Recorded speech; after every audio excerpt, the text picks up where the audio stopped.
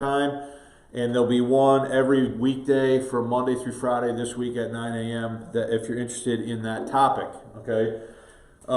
What's real interesting is that it turns out that there's going to be a debate on this on Friday at 9 p.m. or something like that on YouTube, and the two different people that are involved in that debate, both of them reached out to me within 3 days of each other. And having read that short little essay, the one guy made a video critiquing it. He's taking the side in the debate that the Apocrypha is Scripture. It should be included in the Bible. And then the other guy, the other gentleman, wrote me, and he's taking the opposite position that the Apocrypha is not Scripture. It shouldn't be in the Bible. And it turns out both of them read that short essay. Somehow they got a hold of it as they were doing prep work for the debate, and they both read it, and they reached out to me within 3 days. So just interesting the way things go. But if you're interested in that topic, every morning this week I'm going to be releasing a video at 9 o'clock. Some of them are longer than others. I don't think any of them are longer than like 45 minutes. The shortest one is like 20 minutes. And then I have one I have to record still tomorrow for Friday. I don't know how long that one is going to be. But if you're interested, check that out. If you're joining us right now live, if you go to gracelifebiblechurch.com, scroll down here under Recent Sermons. You can click on Lesson 224 and then click on the link to the notes. And you can follow along with the notes as we go through today's lesson. So we have in front of us today Lesson 224, the AV 1611, Early Sales. Understanding the early 17th century Bible market. Okay, it's kind of what we're going to be talking about today. So in lesson 222, I laid out that over the next couple lessons, there would be three topics I wanted to discuss with respect to the AV when it was first published. We're going to talk about early reception, early criticism, and early sales. In lessons 222 and 223, we discussed the early reception of the AV as well as its early criticism, most notably at the hands of Hugh Broughton. This leaves one more topic that I would like to discuss before moving on, and that is the topic of early sales.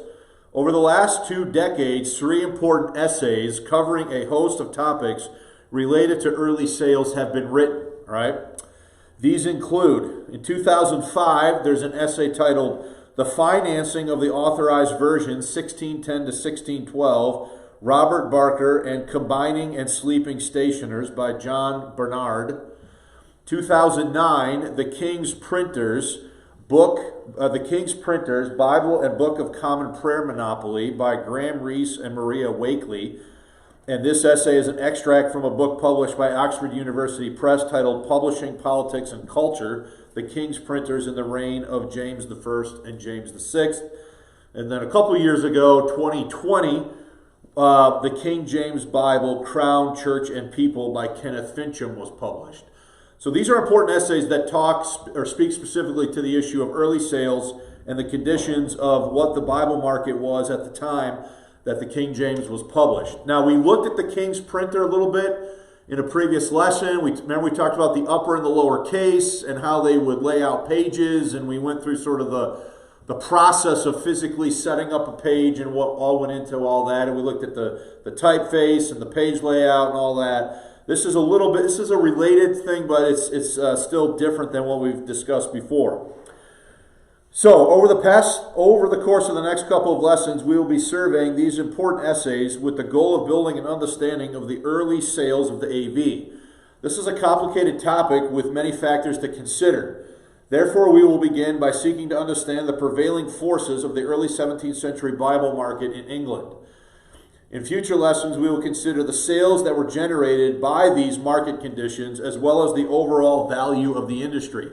There's statistics that have come out that have been uncovered in these essays that are fascinating related to the overall worth and value of how much the Bible market was sort of worth at this time that I think are interesting, and I've never heard anybody talk about it, so we're going to kind of look at that a little bit. So, to accomplish this task, the current lesson will cover the following points. We're going to look first at the printing capacity of the King's printer. What did he have the capacity, how much did he have the capacity to print and publish? We're going to look at Bible production before the King James, or before the AV, and then we're going to look at financing and printing rights. So those are And that's all being done with the goal in this lesson of trying to understand the 17th century Bible market, which is our first point. Okay? So in this lesson, we will be relying on the 2009 essay by Graham Reese and Maria Wakely titled The King's Printers, Bible and Book of Common Prayer Monopoly to frame our discussion of the topic. So our first subpoint then is printing capacity of the King's printer. All right?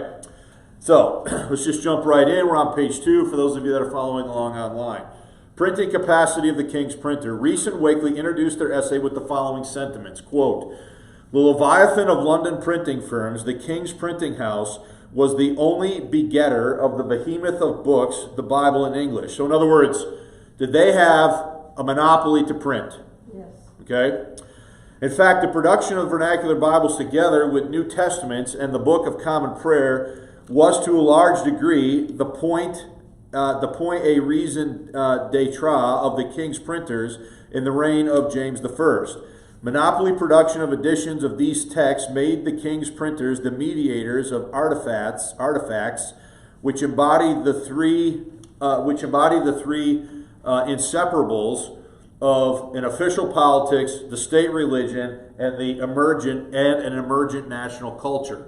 So what they're getting at there is, because these guys have a monopoly over the printing of Bibles, are they really very influential on how people are receiving the Bible and how they're sort of mediating between the authorities, the powers that be, and the people as they are engaged in printing the text? The King's printers could supply the market with Bibles and Testaments only because they had the productive capacity, and unless we have a clear understanding of that, we cannot understand either the King's printers or their output. They were eagles amongst the quarrelsome magpies and crows who otherwise represented the London book trade in the reign of James I. So in other words, is the King's printer head and shoulders above any other printers in London at the time, to put it a different way, okay? Neglected by modern scholarship because they did not publish Shakespeare or Johnson, they exercised their monopoly right to print texts belonging to a quite different and vastly more influential canon, the biblical and liturgical. Their business was, by London standards, enormous. If one measures productive capacity in terms of numbers of presses employed, the King's printers soared above their contemporaries in the trade. All lesser shops were limited in their theoretical maximum of 2 presses, but before our period, 1583, the Queen's printer ran 5 presses, and after it, 1668, the King's printer ran 6. While it is fair to guess that within our period they sometimes ran more, with this press capacity, they were able to print many more editions and far more edition sheets in a year than any other printing house, not to speak of the fact that the editions themselves often had print runs far exceeding the 1,500 copies to which other printers were, in theory, restricted. So let's just sort of understand what they're saying. Are they saying the King's printer has more presses?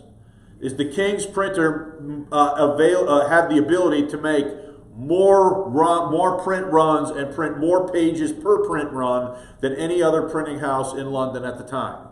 Okay? And they're also saying that because the King's printer is publishing liturgical and biblical material, there's been a sort of a dearth of looking into the history of this, because people have focused more on the presses that were printing Shakespeare and other non-secular or other secular works of the English Renaissance, more so than the liturgical and biblical material that the King's printer was publishing. So does anybody have any questions about that point before we move on? Okay. Did you have a comment, Mike, or you? I can always tell when your wheels are turning. Just cogitating. Did the King's printer have a monopoly? That is, were they the only ones that were allowed to print? Correct. Yeah. Yes. And they had to pay money for the right, as we'll see as we go through here. They had to pay the crown money for the right to publish the text. Okay? And this is an early form of copyright. We've talked about this before. I've covered it in my book, The King James Bible in America. people say all the time that the King James Bible was never copyrighted. That is only true in the modern sense and understanding of copyright. Did the Crown limit who had the right to publish and print the text through the Crown copyright or patent to print? Okay, so let's look at the bottom of page 2. The first topic that Reese and Wakely tackle in their essay is the matter of, quote, print runs, i.e., how many copies of a given work were printed at one time. According to the authors, in 1627, there was a lawsuit adjudicated between the king's printers that forced deputants, that means a person, we should have that in brackets, not parentheses, a person who makes a deposition or affidavit under oath to testify about these details. So let's just stop there. So there becomes in the 1620s a litigation over issues related to publishing, which leads now to a court action where our people sort of sworn to testify about what they know about Bible publishing. Okay? For the record, John Bernard's piece from 2005 titled The Financing of the Authorized Version 1612 to 1611, I think that should say. I have to check that date, to 1612. Robert Barker and Combining and Sleeping Stationers deals with the nature of the litigation in great detail. Okay? Now look, I decided not to get into all the nuts and bolts of that because while I find it interesting, it would take probably a whole lesson just to talk about the nature of this court case.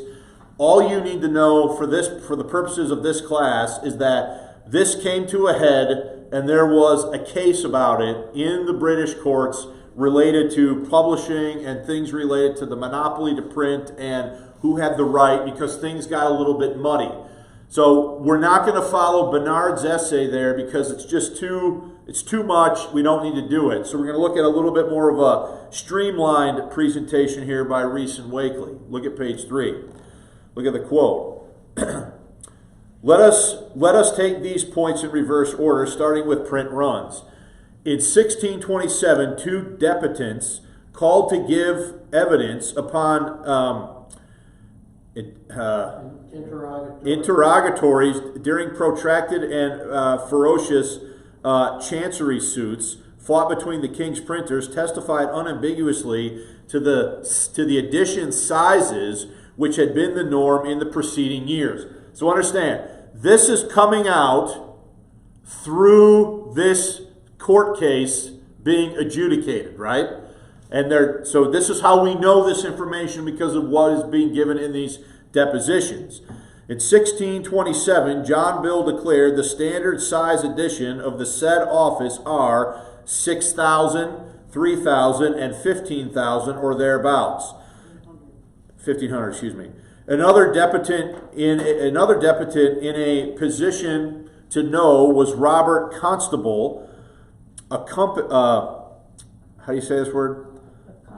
Accomptant and nephew to the dispossessed king's printer Robert Barker, and employed in the said office by the plaintiff, i.e. Barker, for the space of 10 years or thereabouts. Constable said that the usual impressions consisted of 3,000 to 6,000 copies. So understand, these figures are coming from these depositions. All right? These answers were to the 31st interrogatory, which asked for edition size. Have all the usual impressions consisted of 3,000 to 6,000 books as the Bible or the like? The phrase Bibles or the like is telling, suggesting that even very large books were printed in large editions. In short, the king's printers not only had at least 3 times the productive capacity of other printers, they could and did produce editions up to 4 times larger than those allowed to the rest of the trade. So this is all coming out through identifying what is being testified in these court records, right? So think about those statistics. The king's printer, okay, it says, in short, the king's printer not only had at least 3 times the productive capacity of other printers, they could and did produce editions up to 4 times larger than those allowed to the rest of the trade. So in other words, could they publish the rest of the trade under the table as far as capacity and volume? Okay? And to this one must add a generous extra margin of overplus, or overplus copies, which Constable reckoned to amount to at least 400 copies on top of a run of 6,000. These overplus copies may well have been made more than, may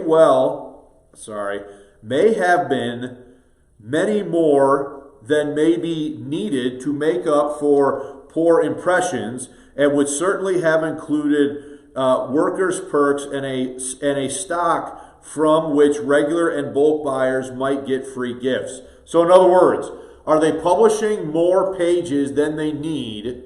Are they publishing more individual sheets and pages than they need to print full editions? Yes. Okay? And even the size of overplus allowed for by the king's printers seems to have been potentially much greater at proportionally, much greater at 1/5 over the chosen print run that other printers may have put out, at 1/40th over the print run. Now let me just make sure, does everybody understand what's going on here? Okay, so does the king's printer have a massive capacity for printing and volume? So if he's going to print, is he going to print more copies or overplus sheets than he needs to make complete Bibles? And this is one of the things that you have to understand about this, right? And it's a difficulty that some people, I don't think they've either thought, they haven't maybe thought about it, or they haven't thought about it very clearly. What ends up happening is, let's say that the king, I'm just going to make a random example here for illustration. Let's say the king is going to make the king's printer is going to make 6,000 folio copies of the King James. Okay? Does he print more than 6,000 sheets of every page? Yes. And so what does he do? He keeps those in overstock, right? So the next time he needs to print a folio, is he going to go to the overstock, see what he has, and make adjustments on what he needs to print and publish based on what he already has in the overstock? So what ends up happening is, on many of these editions of the King James, do you have published editions that have old overstock pages in with newly printed pages? And so this makes figuring out things like printer errors and all of that just very difficult, because you could conceivably have pages that are from old print runs that are now bound into new published editions. Does that make sense? Okay. After establishing from court records that the king's printers possessed a greater productive capacity when compared with the other printers of their day, Reese and Wakely turned their attention to the number of editions produced each year. Quote, as for the number of editions produced, let us take 1 year as an example. The year 1620 was an animus, I'm just going to give you the English, a remarkable or auspicious year. So in other words, is that a good year? Yes. Okay. For production, and a unsteady, unstable, shaky, inconsistent year for relations between the king's printers. So in other words, they're going to look at a particularly good year and try to compare it with a year that wasn't so good. All right. In that year, so this would be 1620, the king's printers produced 72 editions. That's a lot. 72 editions. Of course, the king's printer patent being what it was, 20 of these were proclamations, which generally ran to no more than a maximum of 3 sheets, and probably no more than 1,000 to 1,300 copies. So in other words, are they all Bibles, or are they printing other things too? They're printing other things that the king wants printed, right? But the king's printer patent also covered editions of the Bible, New Testaments, and the Book of Common Prayer. So they're printing whole Bibles, Old New Testament, including Apocrypha at the time, and New Testaments, and the Book of Common Prayer. So they're responsible to print all of that. Okay. Let's see, where am I at? In 1620, this part of the business, included thumping editions of the Bible, including the massive folio Welsh Bible, a modest single edition of the New Testament, no fewer than 7 editions of the Book of Common Prayer, as well as several mighty non-biblical folios and a number of other works of substance. Okay? So in other words, are they printing an obscene amount of material? Yeah. When you count everything they're printing, proclamations from the king, the Book of Common Prayer, New Testaments, full Bibles, they're printing a ton. Turning next to edition sheets, the authors can draw some comparisons between the productivity of the king's printer with other publishers of the era. Quote, "Let us turn now to edition sheets, by which we mean a measure of productivity which begins with the number of sheets per exemplar of a particular edition." So, again, do they have to typeset all this by hand? Yeah. So do they have to decide how many copies of this page they're going to press before they clear the deck and start with the next page? Yeah. So let's say they're intending to make, let's just keep it easy, 5,000 copies of whatever they're printing. Are they going to only print 5,000 sheets, or are they going to print more than 5,000 sheets? They're going to print more in case they have problems with the binding or some of the sheets don't turn out as well as they should. And so they're going to make more than they need, and then anything they don't use, are they going to store? Okay? To this end, we add the number of edition sheets per single exemplar of each and every other edition produced by the king's printer in a given year. This gives us a measure of output which does not depend on the size of the editions in question, which is usually unknown, and a measure of which may be compared with the output of any other printer. Take, for instance, 1620. In that year, the king's printers published approximately 1,800 edition sheets. Compare that with the output of another successful and highly productive printing house in the same year, William Stansby's, that's how I would say that, right? Stansby's output of edition sheets was relatively high at 722. So that was a high number, 722, but the king's printer is at what? 1,800, okay? But punny, let me start over. Puny. What is the word? Puny. But puny, sorry, let me start that sentence over. Stansby's output of edition sheets was relatively high at 722, but puny when set beside the king's printers. And to that fact, one must add that Stansby's print runs were half to a quarter less than the standard runs of the king's printing house. When it comes to stocking books, this has implications. The nature of their staples, Bibles, New Testaments, Book of Common Prayers, and the size of their output means the king's printers had to maintain and finance much larger stocks, and so sink larger amounts of capital into stock than any other Jacobin printing house. So in other words, when given the chance, are they going to make more sheets as a principle of economics because they have higher overhead, higher economic output to make all these editions? Now, you don't think about this stuff really when you pick up you don't think about this stuff when you think about the making of Bibles, but is there a lot of money tied up in this? Yeah. Any comments before we move on? Where are they getting their money from? Well, they're getting it from selling. They're getting it the same way any publisher gets from selling Bibles. But at first. Well, we're going to get into that because the king's printer gets in trouble. He gets economically in trouble, and he has to take on other houses to help him meet demand, which now causes problems. Which why in the 1620s there's a court case because it got all messy and mixed up, right? And remember, by the time you get to 1620, you got folios, you got quartos, you got octavos. You've got, I forget the one that starts with a D. You've got all these sizes. You've got full Bibles. You've got New Testaments. You've got the Book of Common Prayer. It's really starts to hurt your brain when you think about all the factors that are going into this, okay, and how much money the King's Printing House is having to expend in capital to make all this happen. Okay? So, any other questions?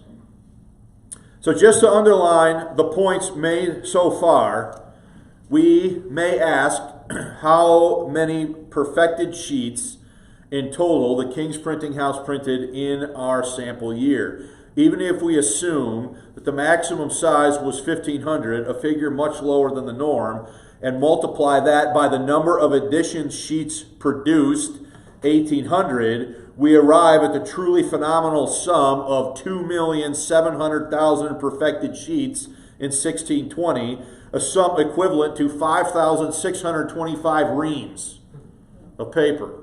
Okay? In other words, we have a quantity which could only be produced if 6 presses were working at absolute full strength for 300 days.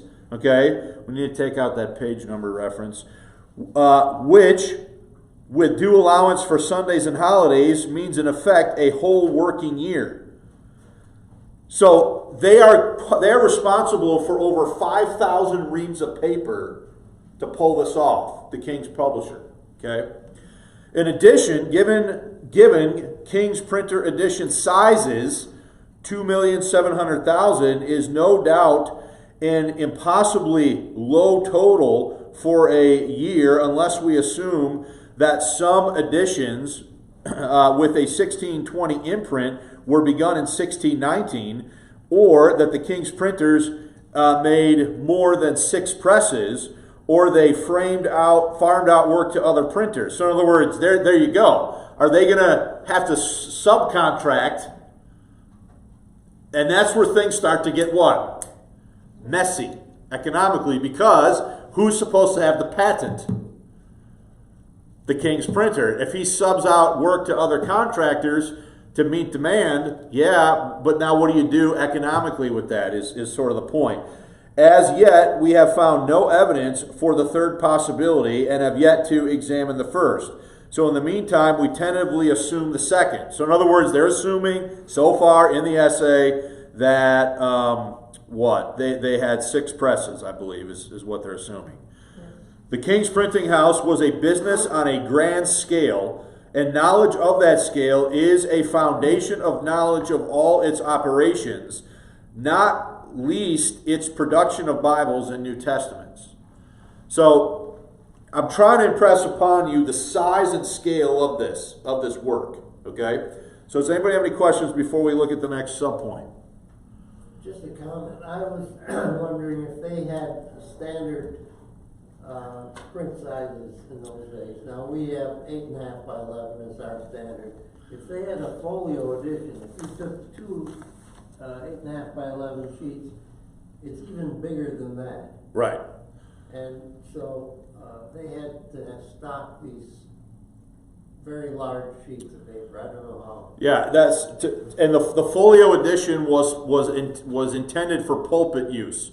So in other words, that's a big Bible on par of the size of the Great Bible that was designed to be used in a lectern in a church service.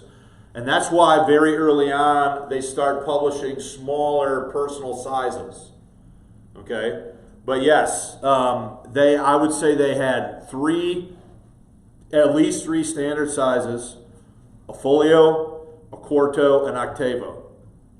Later on they add another one. It starts with a D. I don't remember how to pronounce it. So, and they all are published. So imagine having to keep all that straight. All this paper, the 3 different sizes. It's like it makes my brain hurt having to even think about it. Okay. Paper was a lot different. The paper was different. I have that page. I brought it in before of that 1611. It's almost like a. It's almost like a cloth. It's like our money. It's just like our money. Yeah, it's more like the paper money's printed on. Yeah, that's a good comparison. Anybody have any other questions before we move on to the next point? It's just that, like back then, everything was like the paper was all handmade. You didn't have And it wasn't cheap back then. You didn't have a paper mill. It was very expensive. All paper the was. type. And Yep, it's all the type, the ink, everything, the staples to staple all the, it's crazy. Okay. Okay, so subpoint number 2, Bible production before the AV, so before the King James. And then in the next subsection, Reese and Wakely survey the production of the King's printer before the publication of the AV in 1611. Quote, so much for the capacity which enabled the King's printers to produce Bibles and books of common prayer on the scale that they did. We now pass on to consider the products themselves. The King James Bible, first printed in 1611, and the greatest novelty in Bible production in our period, was but the latest comer, of the 3 versions of Holy Writ produced by the King's printers. Before 1611 and after it, the bishops and Geneva Bibles and New Testaments were still current.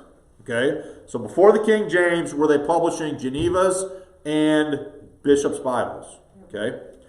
The Bishop's Bible, a revision of the Great Bible undertaken by Matthew Parker, 1504 to 1575, assisted by the bishops and biblical scholars, was first issued in folio by Richard Jugg in 1568. In the main, it corrected the Great Bible by drawing on the Hebrew and Greek originals and was influenced in its translation by the prophetical books by the Geneva Bible. In April 1571, the Convocation of the Province of Canterbury ordered every cathedral, as far as possible, every church to acquire a copy, and ordered every ecclesiastical bigwig to display one in his house for the benefit of servants and guests. A second folio was issued in 1572 by Richard Jugg.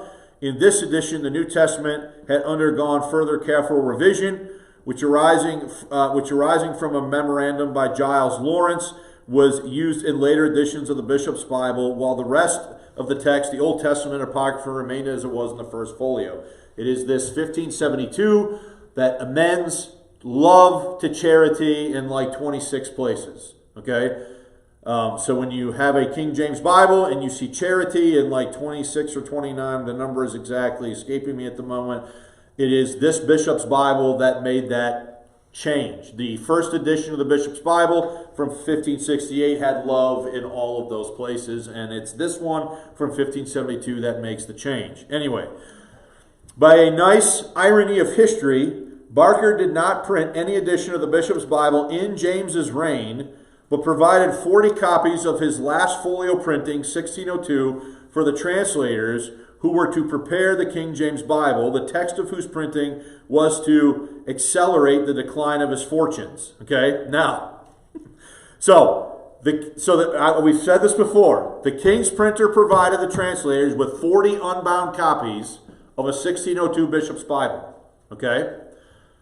Let's read on. However, he did print 2 editions in 1606 and 1608 of the Bishop's New Testament in 8. So I take that to mean in octavo size.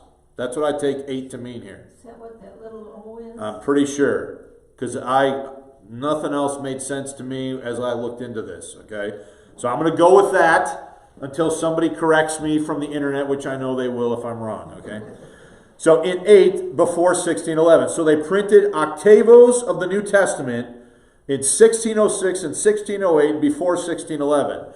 These and earlier small format editions of the Bishop's New Testament were those known as cheek. Yes? Cheek? Yeah. Or Cheek's New Testaments. A designation under which at least one edition appeared in a King's printer stock list of 1624 to 1625. Get rid of the 15 there, Sylvia, at the end, if you would, please. So, in the pre-King James years, the Geneva Bible's fortune was markedly different from that of the Bishop's Bible. Popular from its first appearance in England soon after the beginning of Elizabeth's reign, no doubt because of its Calvinistic coloring and its many annotations, it had been translated by William Whittingham, Anthony Gilby, Thomas Sampson, and perhaps other exiles in Geneva. First printed by Rowland Hall in Geneva in 1560, its Old Testament and Apocrypha were based mainly on the Great Bible corrected from the original Hebrew and Greek and compared with Latin versions by Leo Juda and others. Its New Testament ascribed to Whittingham was based on Tyndale's version compared with the Great Bible and influenced by Beza's Latin translation. The Geneva New Testament was further revised twice. We've talked about all this before. Lawrence Thompson did it, produced a rendering with alterations stemming from Beza's Latin version of 1565. This was printed in octavo, 8, I'm saying octavo here, in 1576 by Christopher Barker, Robert's father. So Christopher Barker is Robert Barker's father. He's the Queen's printer, Christopher Barker. Okay, this became the final and popular form of the Geneva New Testament.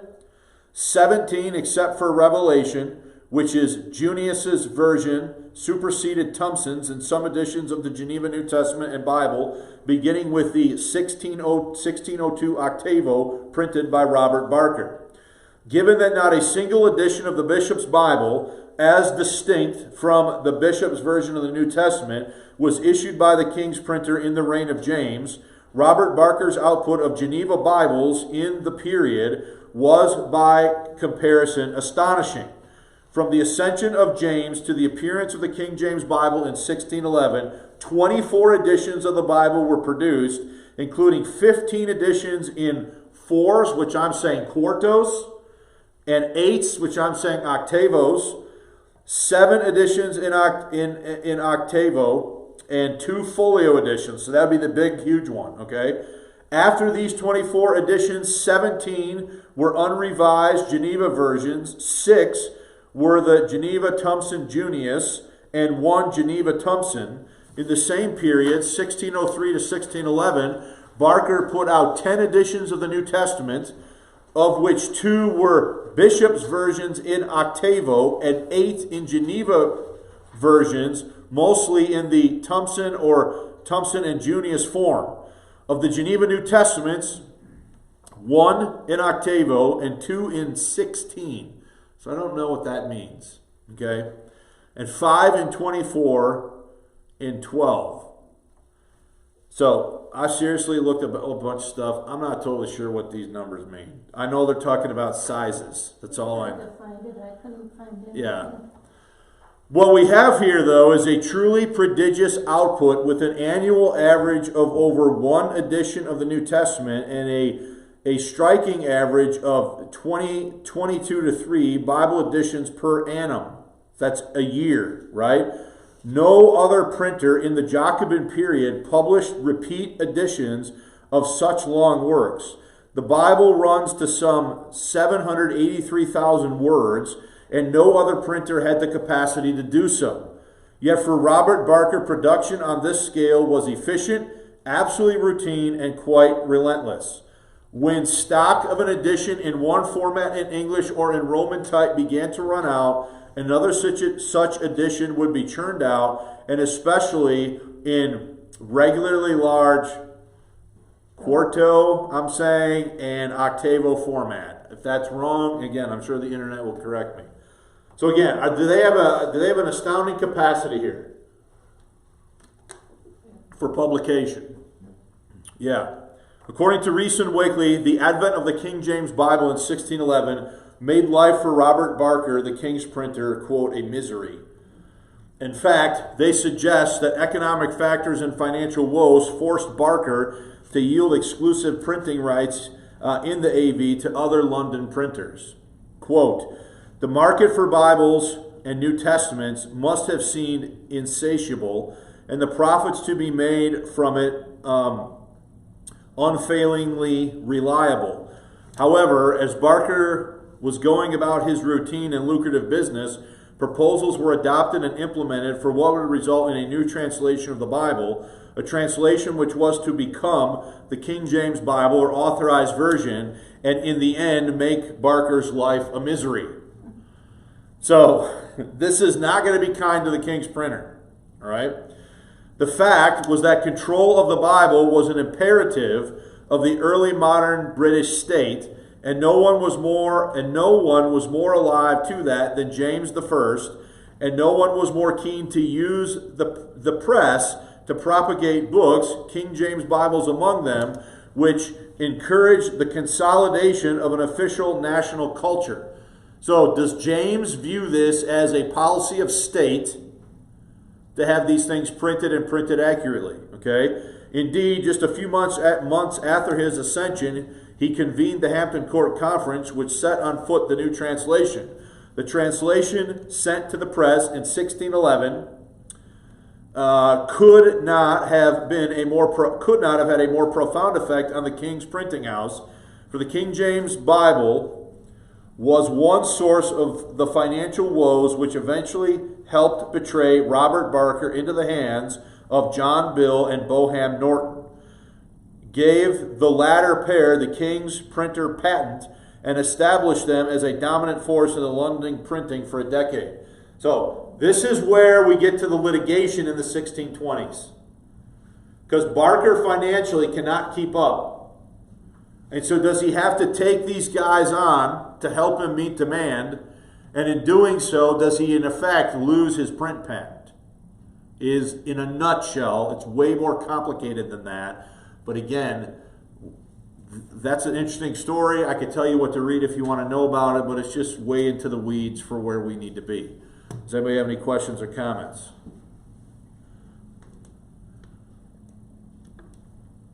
Okay. So this will cover it to some degree. Hopefully we have enough time to get through this.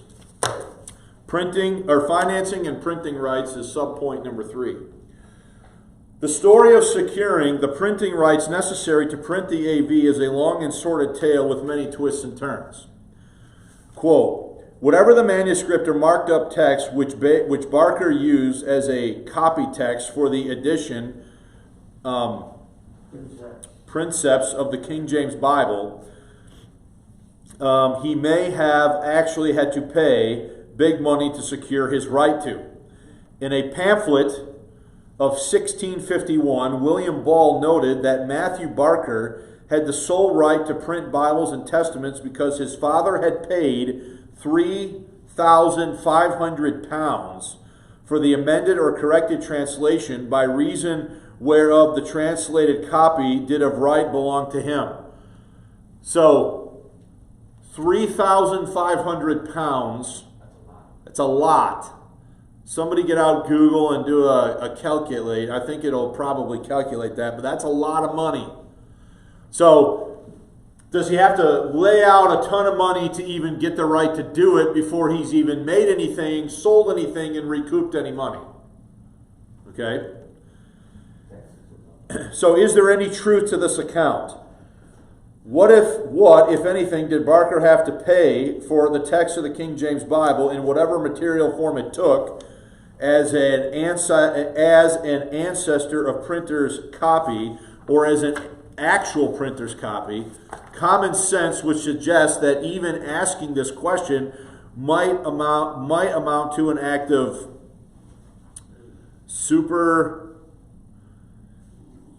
how do we say this word? Supererogation? Supererogation? Supererogation. Yeah, I'm sure you're all familiar with that word. For surely the king would have expected Barker to pay for the privilege of printing a very costly edition at his own expense. However, we are not dealing with common sense, but the policies of book production on behalf of the state. And so the question of payment must remain a serious consideration, not least because of a tantalizing new piece of evidence given in a 1611 Chancery deposition by Robert Constable. So here's a quote of this. This is in Old English. We'll do our best here. We knoweth that since the assignment of the said office made to Norton and Bill, Barker hath yearly paid for Cheek's Testaments £10 unto one Mr. Dawson, of whom as this depotent hath heard and taken it, Barker bought the same, and said that he doth know that the said Barker, before the said assignment, did without interruption, I'm assuming, only print the said New Testament, and did pay yearly, and the said annuity to Dawson for the same. And for the new translation of the whole Bible, this debitant saith, he can say now other than he hath heard Barker say, and the same was given to my Lord's grace of Canterbury by the king, and that he, Barker, was fain to buy the same and to cost him something £1,000 to that effect. 4,000. Okay, so is this an early sworn document from 1612 that Barker paid roughly £4,000 to the right to print? Did you do some figuring there, Amy? $4,421.55. Would be in today's money? Yeah, today's money. Yeah. Okay. So let's look at the next paragraph. This appears to corroborate the 1651 statement and to go beyond it. Barker did have to pay for the right to the King James Bible which James had given to the archbishops of Canterbury, and instead of the £3,500 mentioned in the 1651 source, we had obliged to pay £4,000. So in other words, is there a discrepancy in the amount here based on which source you look at? If you look at the 1619 source, it's 4,000. If you look at the 1651 source, it's £500 less. Okay? Now, let's go to the next sentence. This was a very large sum. So it doesn't matter, was it a lot of money? This was a very large sum, and so it is no wonder that Barker may have been put to, this is Latin, we'll just skip the Latin, to find money, and that he perhaps paid the sum not with ready money, but a combination of installments, mortgages, or payment in kind, i.e. books. So in other words, does he have all the money on hand to pay the whole amount? Possibly not. So now does he have to mortgage things to gather the money to buy the rights so that he can print the text?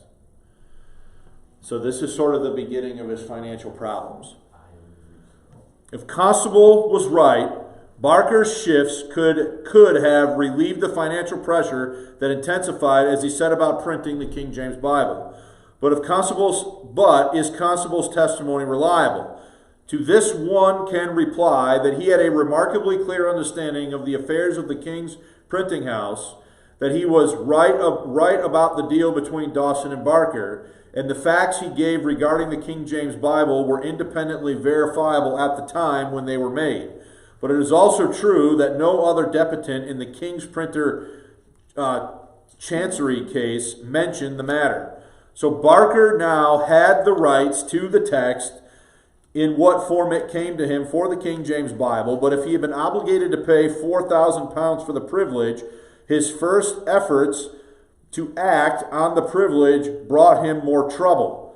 A seminal article by John Bernard, that's the one I referred to earlier, on the financing of the King James Bible draws attention to an action in the court of Exchequer in 1613 by Boham Norton. The action was brought against individuals who had been earnest while partners of Boham, recently deceased cousin John.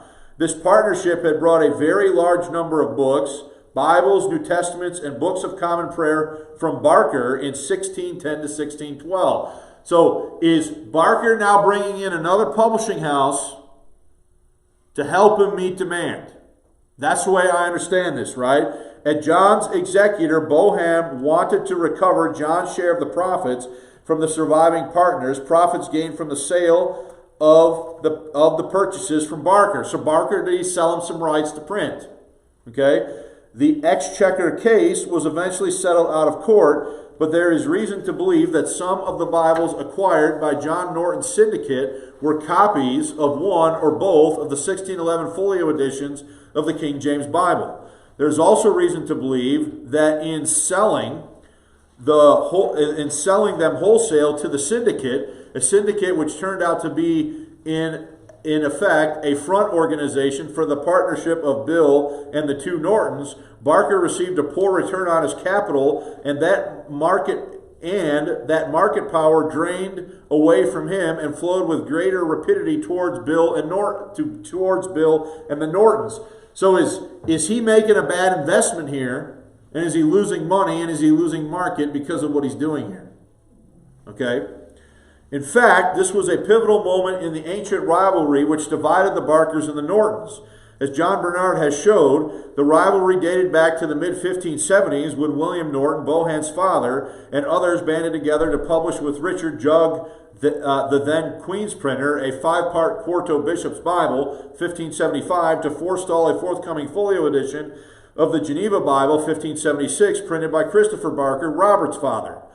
The publication of the Geneva Folio apparently put Christopher in a good position to succeed Jugg as the Queen's printer when the latter died in 1577, at which point Christopher gained exclusive rights to publish both the Geneva and Bishop's Bible, and that shut William Norton out of the English book trade. So look, do you have a publishing rivalry here that's going to now play out over who's going to have the right to publish?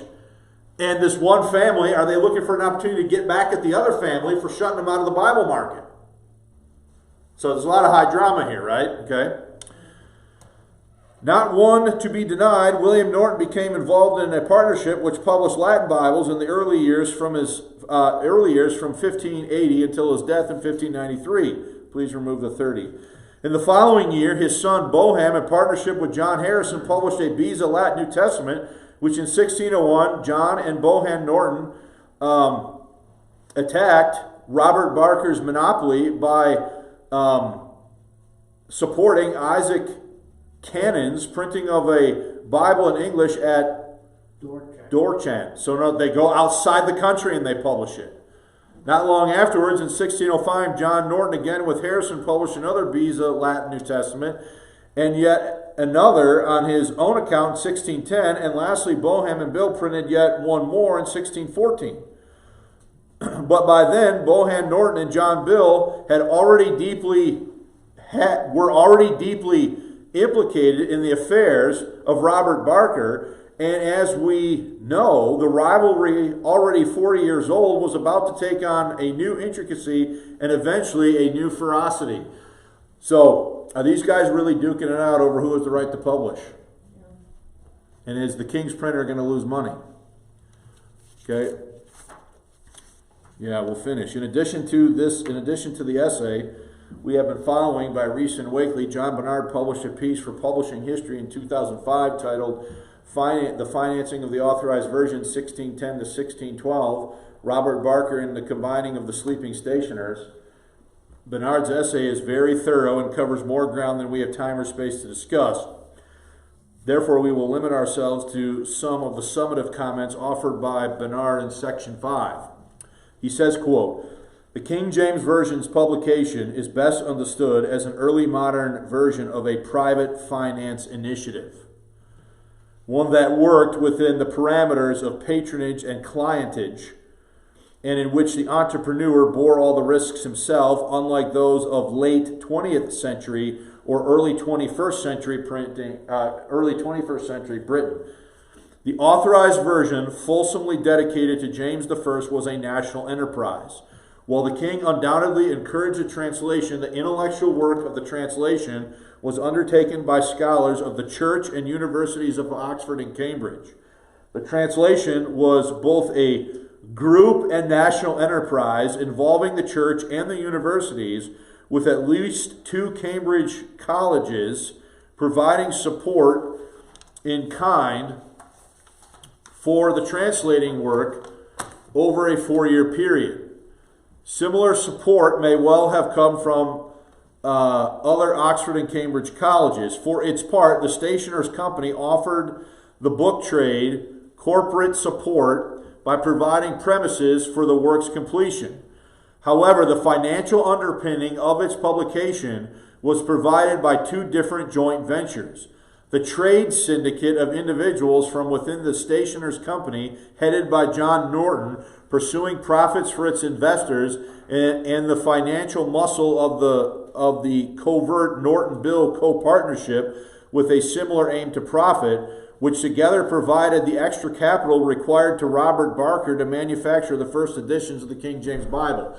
So do these businessmen weasel their way in and thereby secure a portion of this for themselves and for their syndicate? You following that? The longer-term aim of the Norton-Bill co-partnership, that of getting the monopoly of the Bible trade into their own hands, based on the partners' knowledge of Barker's financial difficulties, was realized.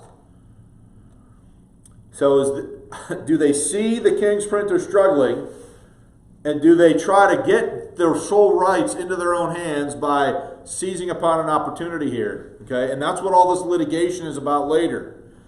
This resulted in Robert Barker's downfall, but left Boham Norton and John Bill with a business which was to cause both men, but especially the former, major problems in their turn. So everyone who's involved in the early publication of the King James is a very sort of sordid affair in terms of the trade in the book publishing. Anybody got any questions? Did they try to recoup finances by upping the cost of the Bibles? I mean, Well, that's a good question. couldn't make them too expensive. Some people You couldn't make them too expensive because nobody would buy them. But I think what ends up happening, that's partly why they end up making smaller sizes.